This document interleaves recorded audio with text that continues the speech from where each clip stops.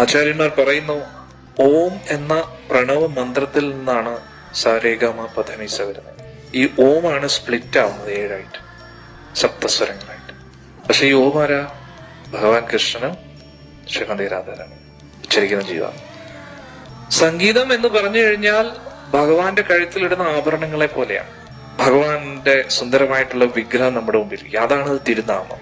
എന്നിട്ട് ഭഗവാന് അണിയിച്ചു കൊടുക്കുന്ന വസ്ത്രം, ഭഗവാന് ആഭരണങ്ങൾ, ഭഗവാൻ അണിയിച്ചു കൊടുക്കുന്ന വസ്ത്രം, ഓക്കെ, അത് വളരെ ഇമ്പോർട്ടന്റ് ആണ്. നമുക്ക് ആ വസ്ത്രത്തിനോട് ഇഷ്ടമുണ്ട്, ഭഗവാന്റെ ആഭരണത്തിനോട് ഇഷ്ടമുണ്ട്. ഭഗവാനോട് ഇഷ്ടമില്ലെങ്കിൽ എങ്ങനെ ശരിയാവും? ഹരേ കൃഷ്ണ ഹരേ കൃഷ്ണ കൃഷ്ണ കൃഷ്ണ ഹരേ ഹരേ, ഹരേ രാം രാം രാം ഹരേ ഹരേ. ആ നാമത്തിൽ അങ്ങോട്ട് ഇറങ്ങി അങ്ങ് പോകും.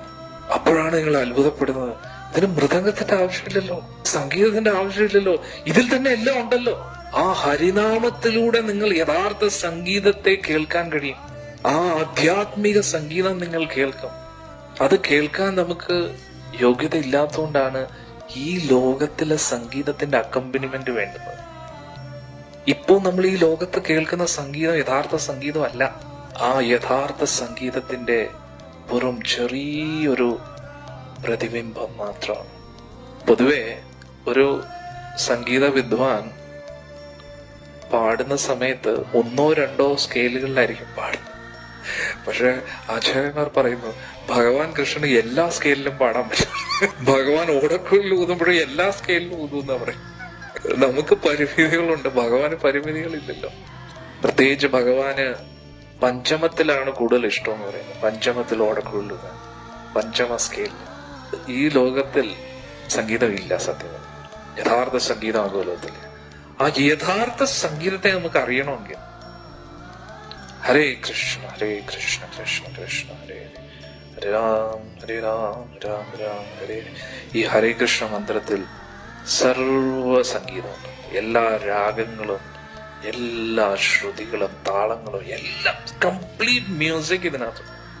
അതുകൊണ്ടാണ് നിങ്ങൾ ശ്രദ്ധിച്ചു നോക്കി കഴിഞ്ഞാൽ ഉറക്കെ ഹരേ കൃഷ്ണ മഹാമന്ത്രം ജപിക്കുന്നവരെ ഒരു സംഗീതം പാടിയില്ലെങ്കിലും ഓട്ടോമാറ്റിക്കലി എല്ലാം കറക്റ്റ് ആയിട്ട് സെറ്റ് ആവും. 10-12 വർഷം സംഗീതം പഠിച്ചവർക്ക് പോലും പാടാൻ പേടിയായിരിക്കും. ഭഗവാന്റെ തിരുനാമം ഉറക്കെ ജപിക്കുകയാണെങ്കിൽ ഓട്ടോമാറ്റിക്കലി എല്ലാം സെറ്റ് ആവുന്നില്ല. നമുക്ക് ഭഗവാന്റെ കീർത്തനങ്ങൾ ഇഷ്ടമാണ്, പക്ഷേ അത് ഭഗവാന്റെ നാമത്തിനോട് ഇഷ്ടമില്ലെങ്കിൽ ഒരു രക്ഷയില്ല. അത് സംഗീതത്തിൽ നമ്മൾ മഗ്നരായി കഴിഞ്ഞു കഴിഞ്ഞാൽ അത് മായയാണ്. നമ്മൾ കൃഷ്ണനോട് താല്പര്യമില്ല, പക്ഷെ കൃഷ്ണന്റെ ശക്തികളോട് താല്പര്യം. അതുകൊണ്ട് നമുക്ക് ഏറ്റവും കൂടുതൽ ഇഷ്ടമാകേണ്ടത് സംഗീതത്തിനോടല്ല, പക്ഷെ എന്തിനോടാണ്? നാമത്തിനോട്. അത് നമ്മൾ ശ്രദ്ധിച്ച് കുറെ നേരം ജപിക്കുമ്പോൾ നമുക്ക് മനസ്സിലാക്കാൻ പറ്റും. അപ്പോ ഒരു പ്രത്യേക ഒരു അനുഭൂതിയാണ് നമുക്ക് കിട്ടും.